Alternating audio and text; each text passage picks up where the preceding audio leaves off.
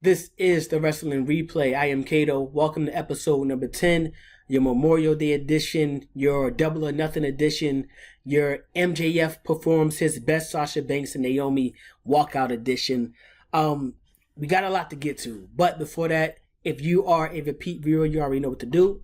If this is your first time viewing the channel, please go ahead and hit that like, subscribe button so you're notified every time that we drop a video. You're able to enter every time we do a giveaway. We just hit our 1,000 subscriber mark and gave away the cash prize last week. So if you missed that, don't worry. We'll have more giveaways to come. This week, man, a lot of stuff to get to. I hope everyone enjoyed their Memorial Day weekend. Got to do all the cookouts, all that fun stuff. But now it's time to talk wrestling. So let's jump into it. Quickly, we're going to run through the update on Monday Night Raw, SmackDown, all that stuff, so we can really get to the go-home episodes of AEW Dynamite, Rampage, leading right into Double or Nothing. Now, the biggest takeaway for me on Monday Night Raw was, of course, Becky Lynch defeating Asuka, now putting herself in that championship match with Asuka and Bianca Belair. It will now be a three-way, a triple threat match to see who will come out and become the women's champion for Monday Night Raw. I believe this is a way for them to go ahead and get the pin against Becky Lynch, so Bianca Belair and Asuka feud, their one-on-one doesn't have to take place right away. They can kind of save that for SummerSlam, which is why I believe that Naomi was supposed to go over in that matchup that happened when they walked out on Monday Night Raw, so that she could go against Bianca Belair. She could take the pinfall, she could take the loss, and they can get to Asuka and Bianca Belair, something they was trying to really save, but that didn't work out like they wanted it to. So they had to find a new way to get the results that they were looking for. And that's pretty much what I think happened with Becky Lynch being inserted inside this championship matchup. We also got to see Matt Riddle and the Street Profits. They defeated the Usos and Sami Zayn. We seen Rhea Ripley and Damian Priest. They defeated AJ Styles and Liv Morgan. We also got to see an episode of King's Court with Jerry Lawler. His guest, none other than Veer Mahan. It looked like the Mysterios came out there and made a save for Jerry Lawler, and Veer kind of like he was getting irritated with some of the jokes by Lawler. You know how he likes to do. We got to see Alexa Bliss. She defeated Nikki Ash. Cody Rhodes defeated The Miz via disqualification. But hey, a win is a win. Cody Rhodes is red hot right now. He is the face of Monday Night Raw. We've seen Ezekiel defeat Chad Gable. And we also seen MVP defeat Bobby Lashley via count out. So now this was a match where the winner was able to choose the stipulation for Bobby Lashley and Omos inside the Hell in a Cell. So now that's going to be up to MVP. I'm pretty sure we're going to hear what the stipulation is, either the night of Hell in a Cell. I feel like that's kind of MVP style. I'm pretty sure they're going to want to kind of, build some anticipation for that matchup. Now, let's go ahead and move on to the SmackDown side of things. The New Day finally found themselves a partner in Drew McIntyre to help them go on and defeat the likes of Sheamus, Ridge Holland, and Butch. I was hoping it would be Big E, but let's be honest, he's still on the road to recovery. So, Drew McIntyre is not a bad partner to fill in if you need somebody to fill in. So that is what it is. Now, what else we got to happen on SmackDown? We got to see Ronda Rousey, Raquel Rodriguez. They end up going to a no contest with Natalya and Shayna Baszler. For whatever reason, wanted to come out and attack these two, which led to a tag team match where they would lose to Ronda Rousey and Rodriguez. Now, Rodriguez is still gaining steam. I think that's going to be the one that they're going to try to pin up against Ronda Rousey. Even though she lost before against Ronda in a one-on-one matchup, I don't think it's time to take the belt off Ronda yet. You got to wait till that steam run out. When it does, I can see Raquel actually being someone who's going to lead that SmackDown women's locker room until Charlotte Flair get back, to Bayley get back. Not a bad person to have that title one. We've seen Los Lotharios. They defeated Jinder Mahal and Shanky. Not bad. Los Lotharios need some wins, and the tag team division need to build. I like these two dudes together. They just got to build some steam and some momentum. And last but not least, Gunther and Kaiser, they've been on to go ahead and defeat Ricochet and Drew Gulak in the tag team matchup. I like how it's building towards the Intercontinental Championship with Gunther and Ricochet. I really want to see that title on Gunther. I think that's the right guy to hold the belt right now. And that's about everything that happened on SmackDown and WWE. Not too much heat, but kind of building up towards the go-home shows before the Hell in a Cell. So next week, it should be a little bit more action, a little bit more storytelling, so we can really lock up whatever they got going on at Hell in a Cell. Storylines can be capped off, others can be advanced, and we can move on. Now, let's go ahead and get to the fun side of wrestling. That's the AEW side of wrestling. We're going to start off with AEW Dynamite. We got to see Warlord. He went against Shawn Spears in a steel cage matchup with MJF as the special guest referee. Warlord will go ahead and win that match. That was his last stipulation, so he will be able to face MJF at Double or Nothing. If he wins his freedom, and I'm pretty sure a contract with AEW. He will not be under the thumb of MJF anymore. No more cuffs, get his music back, all that good stuff. We got to see Private Party and tag team matching. It was nice to see these guys back in actual tag team matching on Dynamite, but they came up short against the likes of Jon Moxley and Eddie Kingston, who was pretty much building up momentum, building up a little steam for that matchup in Double or Nothing when they go against Jericho's Appreciation Society. And more tag team action. We got to see the ROH Tag Team Champions FTR successfully defend their titles against Rocky Romero and Trent Beretta. This was a really good tag team. This was a really good tag team matchup. I wouldn't mind seeing Rocky and Trent actually team up a little bit more. I know we got the best friend situation, but this is a team who always had great chemistry, always back in the ROH. But this was a typical ROH guys going after those ROH championships. So I'm happy that they stayed around FTR waist, but it's only a matter of time before FTR is going to want some more gold. In a three-way matchup, we got to see Swerve Strickland get the win over Jungle Boy and Ricky Starks, which led to both teammates coming out and pretty much a low stare down between all three teams who will be facing each other in Double or Nothing, with Strickland actually getting the momentum for his team leading into that pay-per-view. Now, moving on to the Owen Hart tournament, we have the women's side of the tournament where we've seen Britt Baker advance to the finals by defeating Toni Storm. Now, I hope Toni Storm did not just sign up to AEW for this tournament. I hope it's like more of a long-term situation because she definitely boosts that women's division and help out that women's locker room. Now, on the men's side of the Owen Hart's tournament, we got to see the semifinal matchup between Samoa Joe and Kyle O'Reilly, where Samoa Joe will move on to the finals by defeating Kyle O'Reilly, which was surprising to me. I thought Kyle O'Reilly was going to actually be the one to win and move on to face Adam Cole one-on-one in the finals, but, that didn't take place. It took a little turn.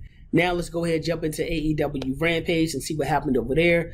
We got to see a very entertaining matchup between Bryan Danielson and Matt Sydal. Matt Sydal pretty much held his own in this matchup. I can't lie. It was a great matchup. I feel like this is one of those type of matchups that should have took place on actual Dynamite, where I feel like more people are tuned into it because it shed a light on just the skill level of Matt Sydal that I feel like a lot of people don't really appreciate. But he did come up short against Danielson, who's building momentum for his team, going against Jericho's Appreciation Society. We also got to see Matt Caster. He came up short against Dante Martin one-on-one, despite having all the help in the world outside the ring for him. He still wasn't able to get it done. And we also got to see who was going to advance to the finals on the women's side of things. When Ruby Soho defeated Chris Statlander, I thought they got it wrong. But it could be me. Maybe I'm just thinking too far ahead. I thought Chris Statlander would have been the best matchup between her and Britt Baker. But at the same time, we could possibly have Chris Statlander take on Jade Cargill for her TBS championship. So maybe this isn't a bad thing for Chris to lose this matchup. And I feel like right now, Ruby Soho just still has more entertainment value, just more face value with the fans right now. Her name just rings a little bit more bells. So that could have been the reason also why she went over in that matchup. But it's time to go on to Double or Nothing. Double or Nothing. Leading into Double or Nothing, MJF no shows the meet and greet for the fans. Me, being me, I thought it was a work. I think it's a work. I think they're still working. Apparently, their talks with MJF and Tony Khan with the contract extension. He has a contract that ends January the 1st of 2024. Every time these guys talk about contracts, it failed. MJF have made multiple digs doing his interviews or promos about his contract being up or him possibly going to another promotion or another company, whatever, possibly going independent. It's whatever he really wants to do. I made a post maybe last week saying, look, MJF is someone that needs to be in AEW. I think in the next 5 years, he could be someone that is looked at as the top villain in the wrestling game. I think by that time, Roman Reigns will have turned back babyface, and there's going to be a void to fill in wrestling where we're looking at the next top heel. Right now is Roman Reigns, but I feel like MJF could fill that void, so I put him as one of my pillars in AEW, someone that AEW cannot let go of, someone who AEW has to pay and should pay. Now, the problem is this. MJF knows his worth, so you're not going to be able to sell him short or, give him less than what he thinks he deserves. We know the other side, they love to pay. They will pay. If you're entertainment, you're going to bring money, you're going to bring eyes on the product, they will pay you. They do not mind. So we have a situation, look, apparently contracts and negotiation breaks down again. MJF is having a mood, having a little fit, and he no-shows the event. This is why I think this will work. No one can get in contact with him. No one knows if he's going to show up for the match. But somehow information is leaked that he booked an airplane ticket to fly out that night. Meaning he would not be able to show up for Double or Nothing. Meaning he would not wrestle in the matchup that he's supposed to. Me looking at it, it's kind of like he would be kind of voiding the contract. I'm pretty sure you're supposed to show up and wrestle in the matches that you're able to wrestle in. So I think it was a work. I thought it was a work the whole time. And then the match happened, and that kind of swayed me a little bit to the point of I really don't know. Now, if we look at it, we know the attention that Sasha Banks and Naomi got when they walked out on Monday Night Raw. The fans was talking about it for weeks. They're still talking about it right now. So I could see AEW saying, look, we could take the same type of thing they did and do it with our most hated wrestler, and we'll get some of that same attention going into the Double or Nothing pay-per-view. Even better, we're on TNT. We're on TBS. TNT shows the NBA Finals. How are we going to be able to compete? WWE, they've been doing it for decades. So this is nothing new to them. Just another NBA Finals that they have to go through. So AEW only been doing it for 3 years. This is their third time having to deal with, the NBA Finals. So how can we figure out a way to keep us hot, keep the name going? We'll keep the brand pushing, I should say, not the name going. Keep the brand pushing. And why not do this, right? The match takes place, but before it takes place, we had Tony Nese and Mark Sterling lose to Hook and Hook singing. I think that's how you say his name. But yeah, pretty much just a kickoff match. Now let's get to the rematch. MJF and Wardlow. This matchup was a squash. MJF looked like he went out there and just jobbed to Wardlow and just let him, here, dude, I'll make you look good. Pop bomb me as many times as you want. Whatever. I don't care. MJF had very little offense. It was to the point that a lot of Wardlow's stipulation matches was more entertaining than the MJF matchup. The match is supposed to cap off a storyline that we've been following for almost, 6-7 months now. Like, we knew we could see Wardlow kind of swaying away from MJF even when they was with Chris Jericho. You was telling this story for the better part of 6 to 7 months, and this is how you cap it off. It has to be like, it was sickening. But Wardlow delivered 10 power bombs. Now, that was enough. He defeated MJF easily, didn't break a sweat. Now, what happened after the matchup is the more telling part where MJF leaves on the stretcher. He leaves in the net brace. That tells me that MJF is not going to be on TV for a while. If he appears on this episode of AEW Dynamite, I'll be very surprised. But this is a way that they can write off MJF for the next couple of weeks and have a reason to. He's in the hospital. He's dealing with injuries. He have internal bleeding, whatever, cracked ribs, broken ribs. You can't wrestle for that for weeks, right? So perfect way to write him off for television, which now has me like, I don't know if it's a work or not because him being written off for television. Even though MJF isn't really the guy who goes in and wrestle weeks in or weeks out. So it's kind of like I'm still leaning on the side of a work, but I'm in much more of a limbo than I was when I first initially seen what happened. We also seen the Young Bucks versus the Hardys. They came up short against the Hardy Boys. I didn't like the matchup at all. I didn't like the Warlord match. I didn't like the Young Bucks match. I felt like their chemistry was just not there. I feel like these two barely, or these four guys, like barely talked or watched each other matches or whatever.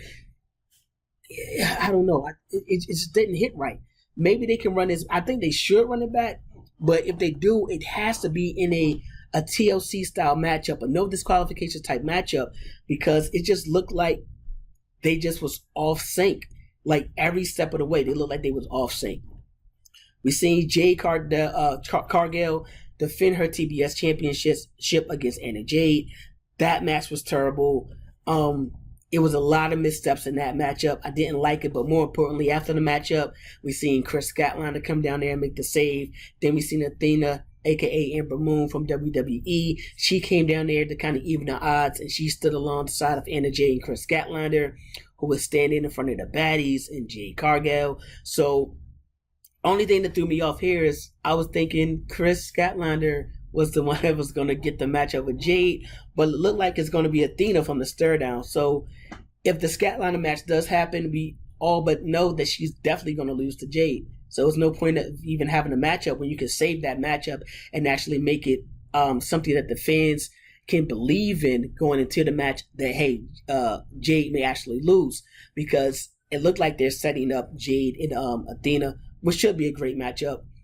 Longest, you know what? I can't say that anymore. I can't say that anymore for the fact that sometimes I feel like Jade is on her A game as far as her offensive moveset, as far as selling, her defense, and everything.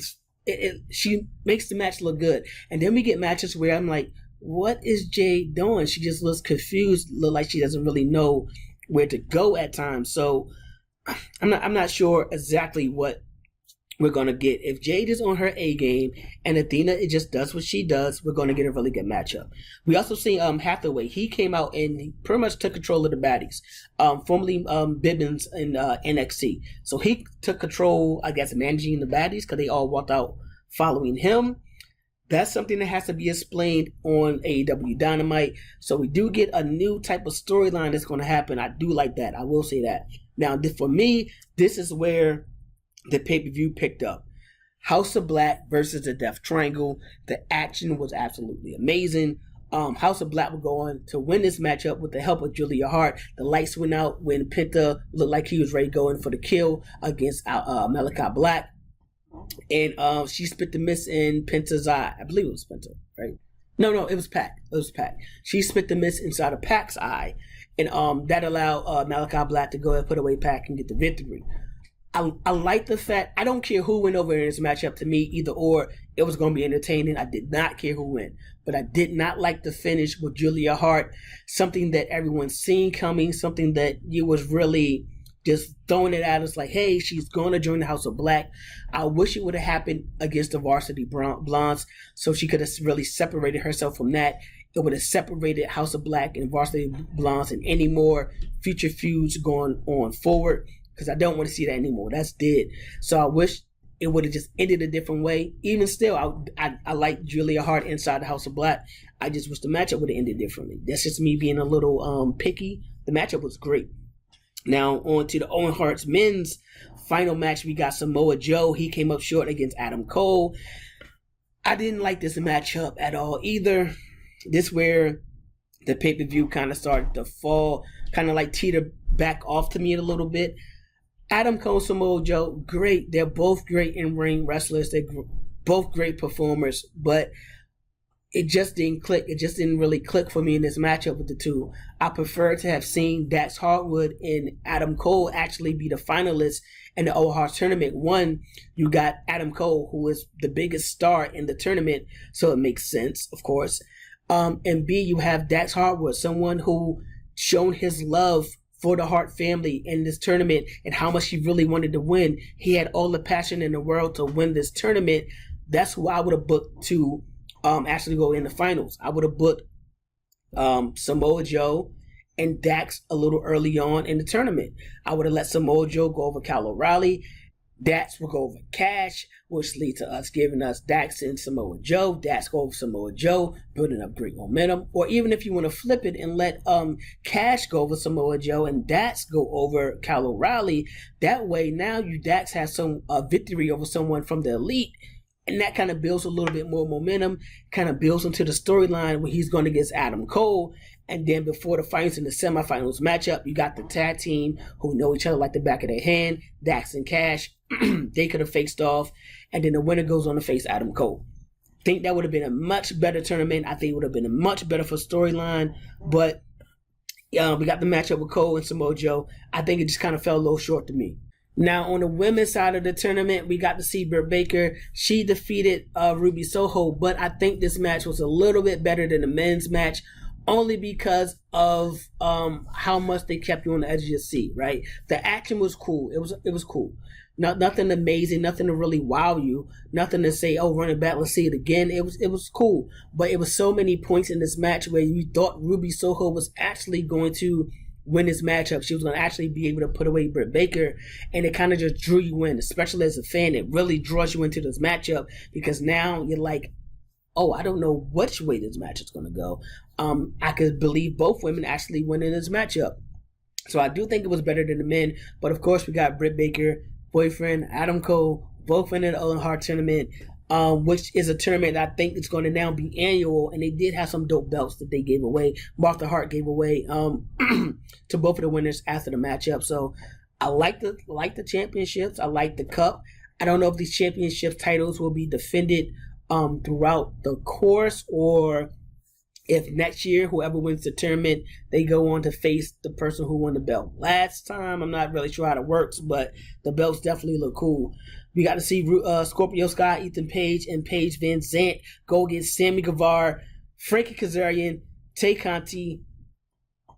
This didn't do it for me. I'm sorry. I don't know. This didn't do it for me. This was a match I could have done without. Didn't need it. I don't know what Frankie Kazarian was doing. I felt like he was just caught in the middle of just a weird triangle of or I guess duo or tag team, whatever, between Sky and Paige and Sammy and Tay. So I don't really know what's going on, but I think we did at least get to the end of Scorpio Sky and Sammy Guevara. So Scorpio Sky is going to move on. Later on in the night, he was actually challenged by Dante Martin. Scorpio Sky and that team did go on to win that matchup, of course. But we did get to see Dante Martin step up and challenge Scorpio Sky next, and Scorpio Sky accepted that matchup. So possibly Dante Martin with the TNT Championship. It changes hands so often, I wouldn't be surprised. I don't want to see it happen. I think Scorpio Sky deserves like a little 3 to 4 month run. Doesn't have to be as long as the AEW Championship runs, but at least a nice little 3-4 month run where he's actually going against different opponents, different skill sets, different younger, older talent, whatever. I think that would be pretty dope. Now, in the matchup that I didn't really know was happening, we got to see Kyle O'Reilly. He went against Darby Allin. I assume this is for payback for Sting, I assume. So, going into this matchup, I'm thinking, oh, this is easy, Darby all the way. But this is actually where the pay-per-view picked right back up for me. And every match after this was on point. Every match after this was absolutely amazing. I love the House of Black and Death Triangle matchup. I love this matchup with Kyle O'Reilly and Darby Allin. It was the matchup you didn't know you wanted to see, but you did. If you missed it, please go back and watch this match. It was really dope. Kyle O'Reilly did manage to get the win, which surprised me because I'm thinking Darby's going for revenge. He's going to, defend Sting's honor. That didn't happen. He came up short against Kyle O'Reilly. I would say we'll build Kyle O'Reilly momentum going into something, but I don't see him competing for the TNT Championship.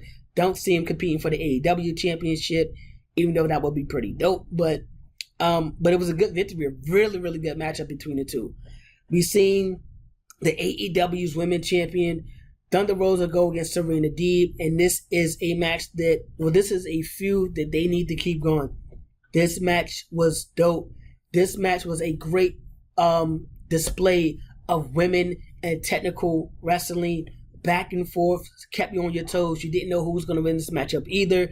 The champion managed to retain her title against Serena Deeb, but this feud is so good, and you could tell both put so much passion not into just the wrestling, but the storyline leading up to the wrestling, that I think this is a feud that they could actually go a little bit further. Maybe the next match be a no disqualification or a cage match between the two to kind of cap it off. But I definitely think another match between the two need to happen.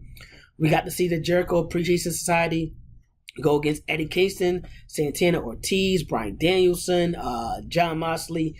Jon Moxley, Bryan Danielson have been building up momentum going into Eddie Kingston as well, going into this matchup, leading against the JAS. But they would come up short when this match was insane. This was the best matchup. Well, I don't know if it was the best match or the most entertaining match, but this match was crazy.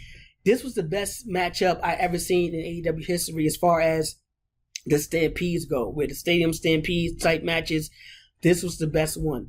Hands down, bar none. I feel like everybody got the bleed. Everyone who likes to bleed got the bleed.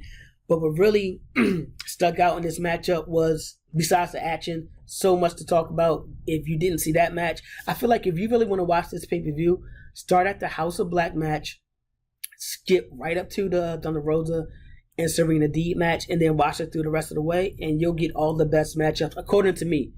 You'll get all the best matchups out of this pay-per-view. But the biggest takeaway was Eddie Kingston, who, he got the fireball thrown into his eye by Chris Jericho. So there's a point in the matchup towards the end of the match where Bryan Danielson is looking like he's ready to put away Jericho. He got him in a label lock, and Eddie Kingston makes his way from the back after brawling with Daniel Garcia back there.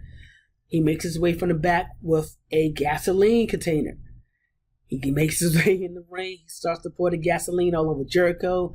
Some is getting poured on to Bryan Danielson.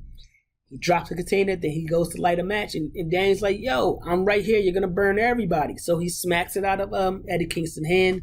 That leads to these two brawling, which led to Jon Moxley trying to break it up. And I normally don't give match-by-match breakdown, but that leads to Jon Moxley trying to break it up, which managed to let the JAS go ahead and slip in and get the win. Now, the biggest takeaway is it looked like we're going to get a matchup between Eddie Kingston and Bryan Danielson. Now, Bryan Danielson has been red hot, but the matchup with Eddie Kingston will be, you can just imagine, what type of passion and aggression that Kingston has in every matchup he's in. Now you got someone who's going to match that equally, if not take it to another level, and Bryan Danielson. This match is going to be absolutely insane. When this implodes, it's going to implode. Now, it's going to have to be a situation where Santana and Ortiz, they got to go with their guy. They got to back up Eddie Kingston. That's their man. Jon Moxley, he's in there with Bryan Danielson and Yuta. So we're looking like we're probably going to get a nice 3-on-3 matchup leading to a crazy 1-on-1 match. This is ready to be some great entertaining wrestling when this all implodes and go down. So I like what's going on there. Speaking of some good wrestling that we had going on, we had the AEW Tag Team Championships defended in a 3-way tag team matchup with the Jungle Express, Swerve Strickland, Keith Lee, and Ricky Starks and Will Hobbs. This matchup was a match where you thought that the Champs were going to lose. You thought the Champs were not going to walk out as champions in this matchup. I say that because I feel like for the better part of the match that the Champs was kind of isolated. Like they didn't really have an opportunity to really get in. And when they did get in, their offensive momentum was always cut short. They wasn't really able to dominate the matchup like the other teams were. But out of nowhere, the Jungle Express managed to find a way to go ahead and put away the other two tag teams and retain their championships. But let's be honest, it's time, man. It's time for FTR and Jungle Express. And to be honest, Jungle Express, your time has come to an end once you meet FTR. FTR should be the rightful tag team champions of AEW and ROH. Those dudes are also on a run of their own in Red Hot, the same as Jungle Express. But I think that FTR chemistry, their tag team ability is just going to be a little bit too much for the Jungle Express to actually get past them. So hopefully it leads to that. And if not, we'll have to see what's next for the tag team champions, because they could easily make a case for Team Taz or Keith Lee and Swerve to say, look, this wasn't a straight up, tag team matchup. You had to add another team in the mix. We will beat you guys straight up. So it's kind of like whatever avenue they want to go down and explore, it's going to be good either way. Now that leads us right into our AEW championship, our AEW main event between Adam Hangman Page and CM Punk.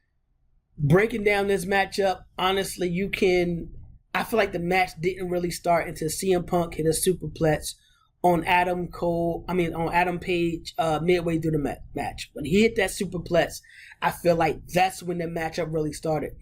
I understand it's a slow build matchup. They like to do that a lot with the AEW championship. Both guys have a motor on them, so they can both go. They have a gas tank in them, so they wasn't gonna run out of steam at any point. But that beginning part of the matchup, after almost every move, these guys was pandering to the crowd. These guys were like they were just buying time. Maybe they had more of a time limit than they thought they would have leading into the main event. I don't know, but this was a long pay-per-view, capped off with a great matchup. Once he hit that superplex, the match was on. Both men trying to hit the other finishing move on each other. Both men unsuccessful. I did like to see CM Punk trying to do the buckshot lariat and kind of falling down. I don't know if it was a point where he did it on purpose, but to me, it's like, dude, you're like 25 minutes into the matchup. You're tired. You're fatigued. You're trying to do a move you don't really do, and you mess it up. But you still hit him with just enough to get a 2 count, which makes you believe, like, man, if he would have landed this move and hit it correctly, he may have gotten a 3 count. Now, when he lands on the buckshot lariat, his knee kind of buckle a little bit to make you think like, oh, okay, then his endurance is wearing down. Maybe the match is wearing down on CM Punk. And CM Punk even goes to the ref and like, man, my leg, I don't know what's going on. And then he says, you know what, I'm good. The ref says, all right, he's good to go. I like that. Even if it was an accident, he messed up completely. He's sold into it so well. Being the veteran that he is, he made it look good. He made it look legit. And it made it look like a reason that Page kicked out of the buckshot lariat. We went on to see Page try to hit CM Punk with his own move to go to sleep. His leg buckles out during the matchup. These guys are tired. These guys are going at it tooth and nail. It's kind of like, all right, it's going to come down to the wire. Who can hit who with what first? I didn't like being nitpicky. I didn't like how CM Punk managed to hit to go to sleep on Adam Page. I know you wanted him to reverse something and it leads into something, but it just looks so, the way it happened, it looked slow. It looked like you could see it coming before it happened. And that's the only thing, just being nitpicky. But we do have a new AEW World Champion in CM Punk. I haven't even made a post about it yet because I really had to sit with this and think to myself, why would this be happening? Why would CM Punk be the AEW World Champion? And I came up with, like, you know what? This is a good thing. This is good. If you're going to put the title on CM Punk, you got to do it now. He's older. Not saying that he has a lot of wear and tear on his body like someone who's been wrestling this whole way through. He had a 7-year layoff, but he's still older nonetheless. I don't think you're going to have CM Punk for the next 4 or 5 years like you will Hangman Page. So if you're going to do it, let's do it now. The only problem being with let's do it now in CM Punk is if you run back that match with Adam Page, okay, fine. The next contender I could possibly see would have to be Adam Cole, someone who just lost to Hangman Page twice. But that's the only real legit contender I see for the AEW Championship. He's the only person in a singles division that's been really racking up single wins and kind of putting himself out there as someone who wants to be the AEW champion. And he just won the Owen Hart tournament. So it makes perfect sense. It will be entertaining. But it's like I don't see a big run coming for CM Punk. Now I would love in this process if Kenny Omega made his return. Now we cooking. Now we got something going on. But I could also see one more opponent, and that's Wardlow. If we think about it, he had CM Punk beat. And to MJF kind of interfered and wanted Wardlow to do a lot more than he had to do. He had CM Punk beat. He just defeated MJF. He's now on the scene. He signed to AEW. He's all elite now. I can see Wardlow and CM Punk, but if you give me that matchup this soon, it's no way in the world I think Wardlow goes over CM Punk. Will I love to see it? Absolutely. Will the fans love it? Absolutely. But I could see CM Punk going out there, defending the title maybe 2 times before he drops it to Wardlow, because I think what they really want to get to is Heyman Page and Wardlow for the AEW Championship. I think Heyman Page is going to be the one who holds that title multiple times. Even when he first came into the company, Heyman Page was somebody they painted out as like the future of the company, which is why he was one of my 4 pillars. He just happened to be champion at the time that I did the show or did the episode, but those are the only 4 guys I can really see that's even try to throw their name in the hat of the AEW Championship. So if we're not going to get to Wardlow and Page, I think the best way for them to get to Wardlow and his AEW Championship picture is to put Wardlow against CM Punk, someone we can believe who can actually beat CM Punk. I think that gives time for Kenny Omega to come back. I give that time for Adam Cole to kind of start building some more steam, especially when in that tournament, because when Kenny Omega come back, I think we're going to get the Elite going against Undisputed Era. Well, Undisputed, I don't know what they want to be, but Undisputed. I think they're going to have a feud hashed out between that, and the winner of that feud will go on to challenge whoever's the AEW champion at the time, between Wardlow, Heyman Page, and CM Punk. Those are the guys, only 3 guys I can see who got their name in the hat right now. So I'm just really interested in seeing what's going to happen. I think this is actually a good move by AEW. If I want CM Punk to have a title run, I need it now. I need it while he's at his best. I need it while he got some momentum. I need it while he got some steam behind him. I could also see a nice little heel turn with CM Punk right now. That would be amazing as well. He's always been a great heel. He's great. He's a great talker. So you're going to get the best out of CM Punk. You're going to get more momentum, more eyes on the product, more eyes on the company. And this was a big shocker. This was one of those things where if you miss Double or Nothing, you missed a few big moments. So you got to run it back, go see it. Or now it's like, I can't miss the next pay-per-view because now I don't know what's going to happen. I don't know who's going to show up. I don't know what titles are going to change hands.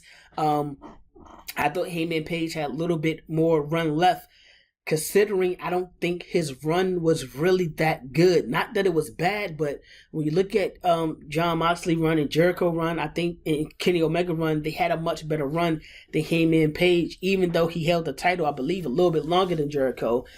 I just think the opponents, the storylines, and the matches weren't as good as everybody else. His matches was great, but his storylines leading up to a lot of these matches outside of Cole, they were okay. It was cool. Even this matchup leading to CM Punk, the storyline didn't really give me much steam. I understand he tried to really lay it on heavy in the go-home episodes, but the storylines really didn't hit me like that. But Heyman Page is someone you go out there and give a mic to, and he makes you love or hate him. But CM Punk, on the other hand, is someone you can give a mic to. You can put him in a storyline with anyone you want, and CM Punk is going to make that storyline very entertaining. And inside the ring, they just got to do what they do. They got to have a great wrestling match. And I think CM Punk can deliver on that. But that was your Double or Nothing pay-per-view. If you didn't see it, I strongly recommend that you go check out the rewind. It's long as hell. That's a long pay-per-view, man. But like I said, towards the end in the House of Pain and the Death Triangle match, House of Black, I'm sorry, House of Pain, the House of Black and the Death Triangle match, those were the best matches to me of the night. And everything else, starting with that tag team matchup, yeah, I think everything after that was fire, man. It was absolutely amazing. Really, really, really, really good. Really, well, Thunder Rosa matchup, I'm sorry. No, after Darby Allin and after Darby Allin and Kyle O'Reilly matchup, everything was great after that. including that match and including the House of Black and Death Triangle. So if you can go find those matches and watch, you'll be very entertained. And I'm actually glued to the storylines that's going to happen next in AEW. It's a lot of new storylines that should be taking place. So Wednesday, tune in. This should be coming out Wednesday morning. Because of the holiday weekend, I didn't record until Tuesday, so this should be coming out Wednesday morning, or Wednesday at some point in time. You should be able to listen to it. So that was your review. That was a Double or Nothing replay. That was the replay of the week of wrestling. Let me know what you guys think about one MJF walking out, work or shoot. Yep, we right back to the same question. Is it a work or is it a shoot? And let's go ahead and talk about CM Punk as AEW champion. Do you think it was the right time to take that title off of Heyman Page? Yes or no? That about does it for me in this AEW Double or Nothing pay-per-view MJF walkout, work or shoot Memorial Day episode of the Wrestling Replay, man. Hope you all enjoyed it. I'm Cato. I'm signing out. Peace.